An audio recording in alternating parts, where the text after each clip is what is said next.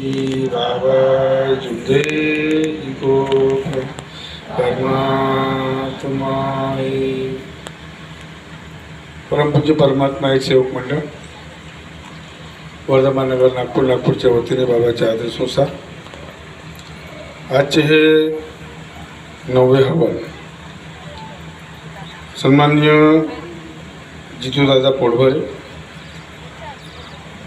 सौ राणीताई पोटभरे यांच्या निवासस्थानी नुकतेच पार पडले असून त्यानिमित्त भगवत कार्याची चर्चा बैठक या ठिकाणी सुरू आहे। या भगवत कार्याच्या चर्चा बैठकीमध्ये स्वयं भगवान बाबा हनुमानजी उपस्थित आहे। भगवंताला माझ्या प्रणाम। परमपूज्य परमात्मा एक सेवक मंडळाचे संस्थापक मानव धर्माचे प्रणेते आम्हा सर्वांचे सद्गुरू महांतेकी बाबा जुंदेजी साहेब उपस्थित आहे। बाबांना माझ्या प्रणाम। बाबांना वेळोवेळी सहकार्य करणाऱ्या आम्हा सर्वांना प्रेम देणाऱ्या आमच्या सर्वांच्या मातोश्री वाराणसी ठोळीकर सुद्धा उपस्थित आहे। मातोश्रीला माझ्या प्रणाम। आजच्या या 9व्या हवनाच्या चर्चा बैठकीमध्ये यांच्या मार्गदर्शनाखाली या 9व्या हवनाचे आयोजन करण्यात आले। सन्माननीय कल्याण परिसरातील मार्गदर्शक सुखजी मानकर साहेब आजच्या या 9व्या हवनामध्ये प्रामुख्याने उपस्थित मंडळाचे मार्गदर्शक शंकरजी टेंबे साहेब, चंद्रबाबूजी शेगामे साहेब, नामदेवरावजी उके साहेब, शिवरामजी बावणे साहेब, संभाजी मस्के साहेब, अशोकराव जिकवाड साहेब, गोपालजी हटवा साहेब, नारायणजी मंडलेकर साहेब, सुखदेवजी मराठे आणि बालादासजी शवनाकर मार्गदर्शक आणि उपस्थित आदरणीय मंच समस्त सेवक सेविका साहेबांजी बाळगोपाळ या परिसरातील समस्त ज्येष्ठ नागरिक मित्रमंडळी आम्ही बाळगोपाळ यांना सुद्धा माझ्या प्रणाम। आजची ही भगवत कार्याची चर्चा बैठक 9व्या हवनाच्या निमित्तानं बाबांनी दिलेले 4 तत्व 305 व सेवकार घडलेले अनुभव या विषयावर या ठिकाणी होत आहे। आज या चर्चा बैठकीमध्ये ज्यांचं इथं हे 9वं हवन झालं त्यांनी थोडक्यामध्ये या ठिकाणी मार्गदर्शन केलं आहे। या ठिकाणी प्रश्नही खूप निर्माण झाले आहेत आणि आपण सर्व या मार्गात याच्याआधी सर्वात दुःखी होतो। कोणाला TB, कॅन्सर, महारोग, कोणाला दारूचे व्यसन, कोणाला सट्ट्याजुवाचे व्यसन असे असंख्य रोग घेऊन आपण या मार्गामध्ये आलो। महांतेकी बाबा जुंदेजींना च्या कार्यामुळे बाबांच्या निस्वार्थामुळे आमचे सर्वांचे दुःख दूर झाले आणि आज आपण सर्व समाधानी जीवन जगत आहोत।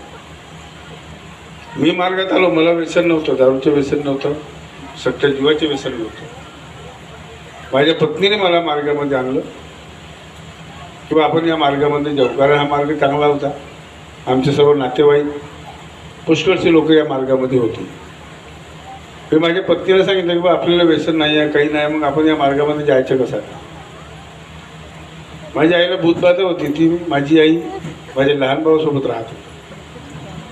आम्ही मार्गामध्ये आलो, जेव्हा मार्गदर्शकाकडे गेलो, मार्गदर्शकांनी सांगितलं की तुम्हाला दुःखच नाही आहे, तर मग कसं? त्यांना मी सांगितलं की बा आमच्या मुलामुलीचं शिक्षण चांगलं व्हावं, त्यांना नोकरी लागावी, माझ्या कामधंद्यामध्ये योग मिळावा, म्हणून आम्ही या मार्गामध्ये येत आहोत। तेव्हा त्यांनी आम्हाला कार्य दिले। 42 दिवसाचा त्याग झाला। 42 दिवसाच्या त्यागामध्ये माझ्या मुलीला गलवे आले आणि ते मी रोज तिला शाळेमध्ये सोडायचं, आणायचे दोघे मुला आणि मुलीला, आणि तिला त्या त्यागाच्या कार्यामध्ये गलवे आल्याच्या नंतर तिला सांगितलं, काही दिवस झाले, तिला म्हटलं चला आपण आता औषधोपचार करून घेऊ ना, आपण दवाखान्यामध्ये जाऊ। तेव्हा तिने म्हटलं पप्पा म्हणे जोपर्यंत आमच्या इथे त्याग होत नाही तोपर्यंत आम्ही म्हणे मी दवाखान्यामध्ये जाणार नाही। हा तिने हट्ट धरला आणि बाबांच्या कृपेनं तो तिचा हट्ट आमचा त्याग व्यवस्थितरित्या पार पडला। त्याग सुरू असताना आमच्या जुन्या घराकडे एक समोर शाळा आहे। त्या शाळेमधून एक सर्प निघाला आणि काही मुलं त्या शाळेचे मुलं खेळत होते। त्यांनी सांगितलं त्याच्यामध्ये वो साप आपके वो लकड़ी के अंदर में घुस गया। माझ्या इथं त्यावेळेस लाकडाचा व्यापार होता मला जान दे गया तो गया जान दे म्हणला. ज्या दिवशी आमच्या त्याग संपला त्या दिवशी तो त्या लाकडामधून तो सर्प निघाल्यानं सरळ जिकडे आला होता तिकडे तो चालला गेला. म्हणजे 42 दिवस तो तिथेच होता, तिथून हटला नाही. सांगण्याचे तात्पर्य असा की परमात्माच्या सेवकाच्या इथे तो साधा सेवक असेल, त्यागी असेल, त्याच्या कुटुंबामध्ये असुरी शक्ती ही कधीही प्रवेश करू शकत नाही आणि नाही केलं.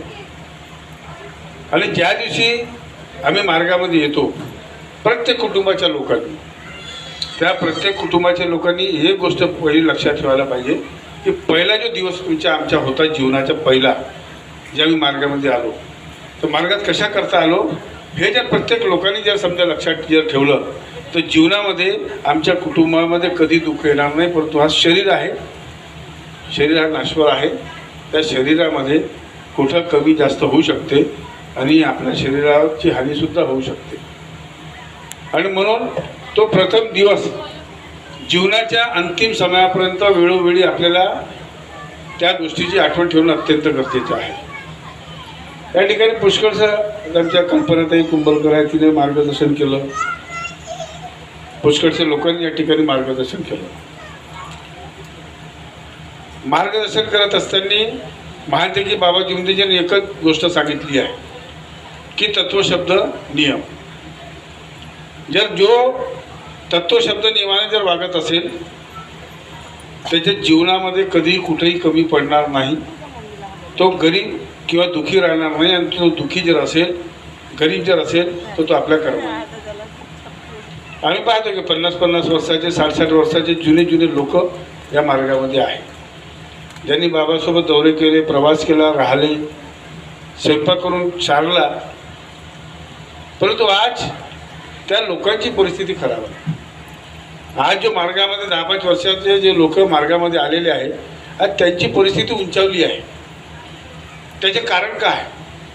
त्याचे कारण एकच आहे की त्या कुटुंबाचे लोक, त्या कुटुंबाचे सेवक लोक